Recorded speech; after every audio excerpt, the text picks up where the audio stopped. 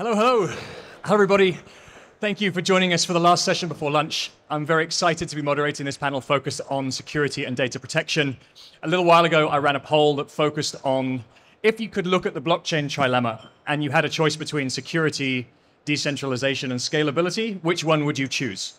I know in reality that's not how things actually play out. You're always going to have all three. But if you had a choice, which one would you choose? And fairly unanimously, about 70% of the people who responded said security. So the good news for you guys is at least 70% of your audience care what we're talking about today. Everybody else is here for really fast Solana. But for everybody else, we're going to try and share some insider knowledge, some war stories, some what keeps us up at night when it comes to the matter of security for institutions, for individuals. We also want to talk importantly about data protection and privacy, something that I think is probably underappreciated in the area of blockchain. We love blockchain for its decentralization. We love it for its transparency.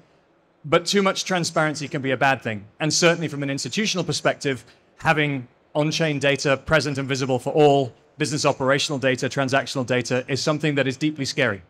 And so being able to go a little bit deeper on data protection is something we also want to cover. So let's get started. I'd like the gents just to give us a couple of minutes at the beginning on their credentials in security, because you have three very different individuals in terms of their backgrounds and what they're working on. So I'll start with you, Jûrgen. Give us just a little bit of your background and your security credentials for this audience, please. Hi, I'm Jûrgen, CTO of SafeTech Labs. I'm also a consultant in the European Parliament and dealing with cybersecurity infrastructure needs on security level. I'm here present with my company Inherity, which is basically a project related to digital inheritance and decentralized backups of your secret data. All right. Kees, would you like to go next? Yeah. Hello. My name is Taieb. I'm working for Crédit Agricole. My security background comes from far. I was a telecommunication engineer focusing on security at that moment. Now I'm coordinating the digital asset, that crypto asset project within the group, actually. Brilliant. Thank you very much. And last but not least, Navin. Thank you, Anthony. I'm Navin Gupta, CEO of Crystal Intelligence. We are a blockchain analytics firm. And simply put, we take fraud out of crypto. So two things we do. One, we do transaction monitoring so that bad people are not using cryptos for any wrong purposes. And then second, we do a lot of investigations on when bad things happen in post-mortem, how to bring that money back. There we go. So we have the institution that wants to face the customers. We have the technology provider who wants to provide technology to the institutions. And we have the investigations team who will figure out what happened after the fact. So we've got the full spectrum of activity when it comes to security and privacy on the show today. What I'd love to start with is, what are the things that keep you up at night? What is the one kind of major concern when it comes to security, when it comes to Web3, use of blockchains, cryptocurrencies in the world that probably are underappreciated maybe, or at least are crunchy and difficult at this point in time? Guys, I'll start with you at the beginning of the supply chain. From the bank's perspective, what are the main areas of focus or the things that you worry about the most? Yeah. So as the systemic banks are joining this adventure and working more and more on the digital asset, on blockchains, on cryptos, I think risk management for security is a major issue. They were building and mastering a lot of processes to manage the risk, the security risk, on traditional assets, on traditional ways to make finance. Now, when we are facing blockchains and decentralized world, they need to change their minds and need to enhance these processes and how to manage security. I say that take some examples today. When you go to the analysis, risk analysis for security from banks, you will look about integrity, you will look about robustness, you will look about all these kind of things from IT perspective mainly. You'll see you need to have backups on systems. You need to have, and the question now, if you look at blockchains, what does it mean, backup on blockchains? How do you manage that? So this is one of the questions. You are more about, let's say, how your system is working with decentralized situation where the governance, you don't manage it, or you are not able to know how it works. what are your dependencies on the system? And this is another security issue that you want to look at. On the other side, you have all the technical issues that comes with the smart contracts and the way that the integrity of the information is managed. So are you able to use whatever kind of smart contracts? Do you need to manage them? And the information which is put on these smart contracts, do you put it open for everybody? Are you allowed to put it open for everybody? And how do you manage these kind of things? I think these areas are major stuff. And then the future also is something we need to look at when you see all the evolution of quantum cryptography that could harm some systems, and this on another side of security that we need to look at it as well. There we go. And in very, very few of the things you mentioned there is actually the security of the blockchain itself, right? We didn't even talk about the nodes and whether the blockchain itself can get hacked. And in reality, over the last few years, a number of the main instances of issues or breaches haven't been the chain. It's been other parts next to it or other parts of the supply chain. So we'll get into that in a minute. Jûrgen obviously is somebody who's also building infrastructure or advising on building infrastructure. What are the things that keep you up at night as you're trying to face or trying to reassure your clients on using blockchain technology?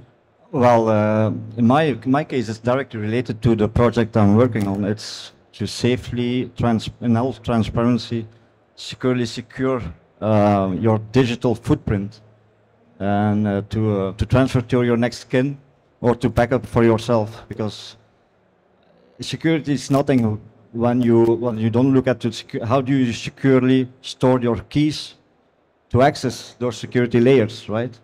And it all starts, we are always circling back to the same point. We need to have segmentation of responsibilities at each level of the development chain. Yeah, key management's a good one. And I guess as individuals, we've all got a piece of paper somewhere or something we've scratched onto a piece of metal that we've hidden under the bed. And that's our approach to managing our keys. But those are our keys. And what happens when our spouse, our partner, our friends, somebody else in the company we work for where those assets exist have access to that, or require access to that, right? We're very good maybe at individual privacy and individual security of our assets, but I guess it becomes a little bit more challenging when you've got institutional decision-making, when you've got crypto assets that an organization owns and the CEO gets fired the next day. How does the key management chain of custody work? How do you make sure that you've got a number of people responsible for managing the keys, but not too many that it becomes you have to fly 3 people in from 6 different countries to be able to make it work? Much too complicated. So the user experience around that, I think we still have work on. Navin, you get to see the other end. Usually kind of something bad has happened and therefore you're brought in. What are some of the biggest concerns that you see, or what are the biggest risks that you're brought in to help with? Yeah, absolutely. So let's first just quickly look at through the numbers, right? Anybody in this room who has not been attempted scam, who has not received a WhatsApp or something like that, trying to scam them or trying to link your wallet to anything else? Anybody who has not been? Not been. Not been. Even a single person. All right. Not a single person. And this something tells us about the state of crypto market that we are in. So let's just look at the numbers itself. We issue something called as a hacks and scam report. In 2022, just the reported scams and hacks were $20 billion US. And that is just a small fraction of what the total number of hacks and scams happen. And I'm rounding up the number just for everybody's ease. $5 billion of those are security flaws. That means something was wrong in the system which could have easily been fixed. 5 billion of those are DeFi hacks, right? And almost the rest of them are just scams where somebody's impersonating somebody and trying to get money from you, right? Some of the top ones, Axie Infinity, anybody knows that, $600 million. FTX, $600 million. After FTX was going bankrupt, somebody drained money out of FTX and essentially took the money from the wallets, right? Number 1 country in terms of reporting scams and hacks, United States. In terms of volume, right? Number of cases reported. Total value from a country that has been lost. Just anybody wants to take a guess. Total value of money being lost reported by a country is China, right? Billions of dollars being lost. And again, Wu token, plus token, almost in billions of dollars of scams that are essentially happening there. So it's far more prevalent than we think. It's prevalent at a country level, at an institution level, at an individual level, right? And to me, there's some things can be fixed, something cannot be fixed, in which the industry needs to move forward. But I think the state that we are in is actually quite pathetic. Right? It's a little bit Wild Westy, or rather, I mean, the examples you mentioned there, again, it's important to cite that these are not blockchain hacks. The Axie Infinity hack was a bridge hack. So there was an insecurity around the bridge smart contract, which was exploited. FTX was institutional-wide corruption and failure and inappropriate controls. That's one that we all know, but unfortunately, as an industry, we get to suffer from the fallout of that. It's like FTX happened, oh, blockchain's the problem, right? A bridge gets hacked, blockchain's the problem. Blockchains are no longer secure. The reality is it's the supply chain around the blockchains that are the challenge, and this is where we need to work on. Navin, is there a favorite hack that you come back to from time to time where you can illustrate the learnings for people here that they can take something away? Yeah, absolutely. Anybody heard of the WazirX hack? $230 million lost a couple of months ago? No? Nobody's heard of it. $230 million actually doesn't matter much. Maybe this is part of the problem. Maybe security doesn't have a good enough marketing team. True. So in the WazirX hack, what happened, as you know, $230 million of investors' fund, or sorry, customer funds, essentially got drained out of the wallet. The scamsters, it was a multi-sig wallet, but scamsters were able to overtake 4 multi-sig accounts by making changes in the smart contracts. And it was with an outside custody provider, and they were able to drain the wallets for $230 million. And after that, of course, the money has gone in lots of sources. It's gone into Tornado Cash. It's gone into multiple other places to be washed and to be sent out for different other purposes. But again, this is a place, a sophisticated exchange with a huge amount of money from the customers, but at the same time, having lost all that money and now essentially battling it out in the court. So this is one of my favorite investigations that we are constantly looking at. And to me, almost, I think the chances of getting money is actually very, very low, right? And what could they have done better? If you're looking retrospectively at what happened, what was the failure point, or what were some of the good practices that should have been instituted that maybe weren't? Yeah. So there is 4 things that we essentially see. I'll just talk at a high level and then come down to the specific case. First, a lot of people don't realize lots of this is a work of insiders, right? So FTX, for example, most likely was an insider who essentially drained this particular wallet, right? So lots of time, the practices and the processes that are being followed in those institutions is at a very, very low level, right? A lot of these institutions grew up from an Excel sheet. So they were just using an Excel sheet to manage all their cryptos, and essentially money belongs to each one of you, and then essentially lost that money, and then everybody shrugs their shoulders and blames it on somebody else and walks away, right? I think I would say the third thing that I would say is lots of them are unregulated. So let's assume money does get lost. There is no place where customers can essentially go in and essentially get their money back, and also they're uninsured, right? So, and the last thing that I would say is there is no bit of audit that essentially happens. So, as you know, in regular practices, like for example, if we look at institutions like a bank, there is a huge amount of hacking, ethical hacking that essentially happens. There is a huge amount of audit that essentially happens, security audits, compulsory audits. But whereas, for example, for crypto institutions, a lot of time that doesn't happen. So the ability to essentially catch them is very, very difficult. But I would say the top ones is really an insider job. And then the second one is lack of culture and processes in the institution to be able to protect themselves from it. So another version of don't trust, verify, trust no one. I want to move on to data protection and privacy next. So Kais, I'm going to come to you. We love, or one of the benefits of blockchain that is frequently cited is transparency, visibility, can't be evil. You can see the code, you can see the data, everything is visible and transparent.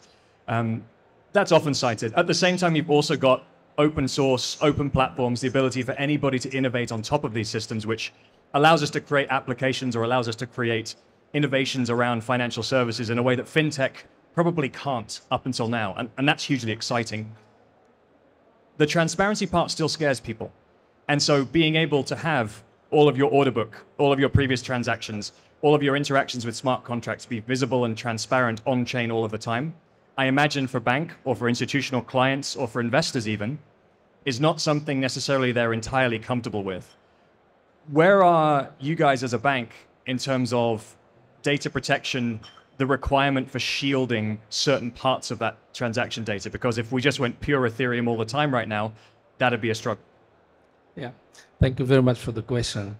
This is basically a big question that all the banks and all the institutions are looking into. When you look at it from a historical point of view, the first applications that banks has looked to or institution looked to was based on consortium, private consortium, local development, and there was no way to get into public blockchains or public infrastructures. Now we are feeling that more and more of these institutions, even supranational institutions, are looking to public infrastructures and public blockchains. The reason is very simple. Public blockchains are more robust. They are less suffering from many problems of consortium, and all this kind of open infrastructure is key. So how to manage this? And you're right. Transparency sometimes is not something that you could bring when it comes to customer data, transactions, and all this stuff. Also, you have all the regulator constraints. GDPR, for example, is a big piece of data, let's say, management that you need to cover as a bank, because you are not allowed to share this data of your client.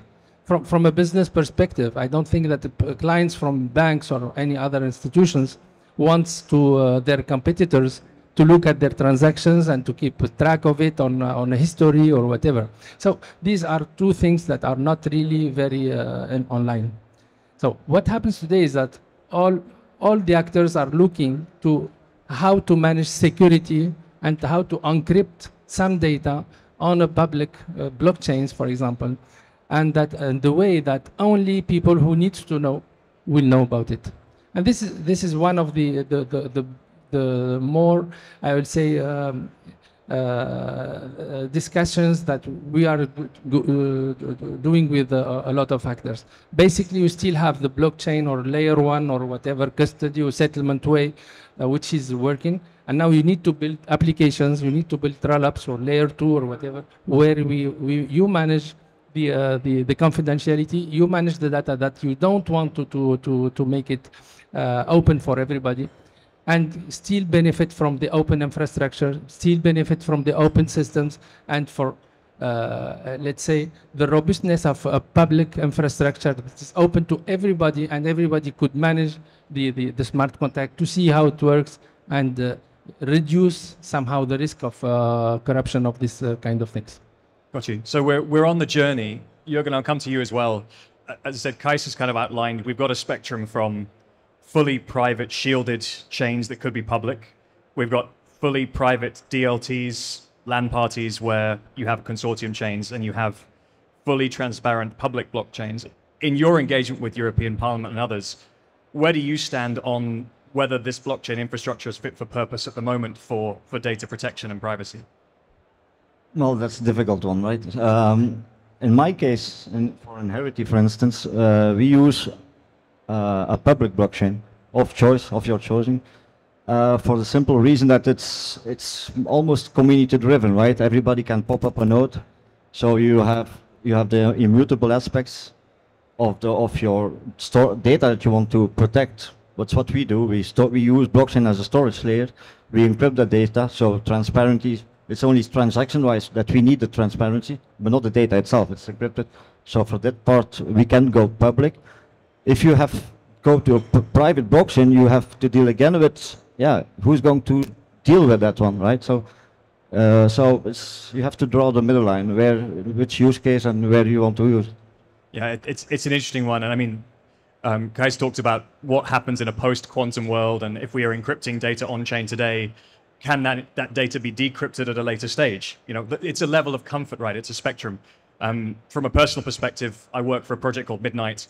What we're looking at is, rather than having encrypted data on-chain, the use of zero-knowledge proofs. So a fundamental concept is send proofs of data, not the data itself. Keep the information on the client server, generate the proof on the client server, and pass that proof to the smart contract. So we can create a world on-chain with blockchains where none of the sensitive data ever leaves the client side. It can remain on-premise, not even on cloud. Back to the traditional banking infrastructure, but at this point in time, zero knowledge probably is a generation of blockchain which I think regulators probably aren't experienced with using, banks are just getting up to speed with. And I think we've still got a little bit of time, right? First generation, we created Bitcoins.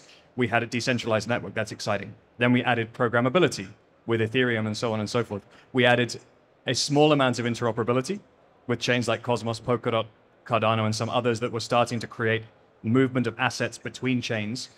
But we never really solved for data protection and privacy. So something I think for the audience to look out for is starting to see more discussion around on-chain programmable data protection. Maybe less encryption on a generation 2 public chain, but how do we use a generation 4 roll-up layer 2 or main chain that has some of these capabilities built in? I think it's an interesting journey of discovery, but it still feels new. I remember talking about zero knowledge at conferences in 2017, thinking, oh my God, this is really exciting. This is going to change everything. And here we are in 2024, and it still hasn't changed anything yet. It takes time, but it's progress, right? There is a lot of progress on zero knowledge proof architecture and protocols, but we still enhancing things. If you can look at it from a historical point of view, when we started work on clouds from institution or whoever, we were very fearing this kind of things. We better put all the infrastructure local, don't use local servers. Cloud is a little bit not secure and this kind of things. And then we started to get why not to buy or to rent a piece of this cloud and make it for ourselves. Now we on the blockchains applications, we are going in the same area. In the beginning, we wanted to make all the infrastructure local or consortium or whatever, it's closed. When you are going to public blockchains, you need to look at it a little bit different. You need to see that today the information needs to be managed outside of your system. You need to be able to make calculation, make operations on the information outside of your system. And from a technology point of view, we are there. When you look at things like FHA, which is full homomorphic encryptions, or a lot of things that are happening from mathematical point of view, that you are able to manage encrypted data without knowing the data itself. You are able to make some operations on data encrypted without knowing what is the data inside, which is a few years ago, it's something is a kind of magic. Now you are able to do it, and you are able to put some data on let's say a public area, public cloud, whatever, and bring someone to make calculations, make whatever the operation on it, without he knows anything about what is in this data, which is great. And this kind of evolution is a kind of the future of the use of blockchains in the public domains. And we see that these things are still developing. It's a lot of research area, but this is the next 2, 3, 4 years that we will see the benefits of these things. Lots to be excited for. We couldn't come to a European blockchain convention and not talk about regulation. Mika has been getting quite a lot of airtime on the conference so far, so we'll do a brief nod to it, because I think it's something from a European perspective that we should look at as a competitive advantage, but also possibly not. And Navin, I'm going to come to you. We both sat and enjoyed a panel this morning with Bitpanda, a team of lawyers, and crypto finance, talking specifically about the requirements on exchanges, custodians, and a number of other financial institutions around crypto assets, digital assets, and setting a high bar, which can be a good thing, but at the same time, the additional security requirements may be challenging in a decentralized and global industry. What's your take on the implications of Mika for security professionals and being able to advance the industry? So I think first I just want to start at a high level, right? Like, first of all, we all in this room want to be protected, right? So at a market level, the way we want to be protected is against manipulation, that somebody is not manipulating the price of Ethereum, Bitcoin, or any of the top assets, or even a smaller asset that we are buying, right? So in this way, regulation is good, because what it essentially tells you is, hey, if you're going to manipulate the market, there'll be a price that you need to pay, right? So that's again at the market level. Then you come at each institution level, like you're talking about, custody providers, exchanges. Are they following the best in breed systems and processes? And is the customer here in the room insured, right? Is he or she sure not only their processes are good, but just in case something was to happen, there is some reserves, and the customer funds and the proprietary funds of the exchange are not getting intermingled, right? Like, so there are a number of processes around it, right? And then the last part that's essentially comes in, if something goes bad, is there enforcement? Is there investigation service that's out there which are essentially able to get back the funds, right? In terms of enforcement of some of those actions, right? So to me, all these three things Mika brings together, but what also it does is it tilts the scale in favor of bigger firms, right? Because only bigger firms, for example, institutions like banks, institutions which are able to raise very significant amount of money. And maybe there needs to be a slowing in graduate process because you have institutions that have been used to an Excel macro and have been running their business on that for whatever reason. And you need to have a graduation path. And maybe that graduation path is through some outsourcing services, working with bigger partners to be essentially be able to get there. But overall, Mika is hugely welcome. And the other thing that needs to be done is just to make sure that Mika not only applies to institutions that are operating within Europe, but also institutions that are outside of Europe, because otherwise it'll become useless because people will go outside and essentially do their business. Yeah, it's really good having a very high wall and a high castle out here, but if all of your customers are going outside to a lower regulated or more accessible or better user experience, True. Also you risk losing talent. Yeah, and regulatory arbitrage, right? I mean, you just have to make sure that doesn't happen. Canada lost Ethereum to Switzerland because of better regulation and better regulatory user experience. That would be the 5th largest company in the history of Canada if Ethereum still remained where it was originally created. So some lessons learned for regulators is that this is a large industry. It's only growing and growing at a rapid pace. Don't dissuade the innovators. So with a couple of minutes left, I'm going to ask each of my panelists to give one area of focus or one tip for you guys as an audience when it comes to security and data protection to take away. I'll start with you, Jûrgen. If there's one thing you'd like this audience to take away from this session or in the area of data protection and security, what would you want it to be? Maybe for those willing to create their own dApps, or having their own development company, I would suggest that they do proper segregation of responsibilities. You can't allow a full stack dev also deploy your infrastructure. You need to have a real segmentation of responsibilities in between the key players of your development company, basically. Because inside jobs that you were referring to before, most of them could be prevented if you have a strategy in place to have those policies written up. That's a good one. Kaish, one thing from you? Yeah, maybe to come back to the risk and kind of risk that needs really to be really managed is that this technology or those technologies are really very fast moving. The things are moving very, very fast, and for institutions and even for others to follow this evolution, you need to be you need to predict many things, and you need to be aware of what will happen in the next few years, months, because things are really moving very, very fast. And if you just keep your systems working as 10 years ago, where evolution needs 1 year, 2 years to be implemented, you will not manage anything. So basically, the thing that you need to put in mind that these things are evolving very, very fast, need to manage that from a higher level, need to have all the process that could be adopted very quickly.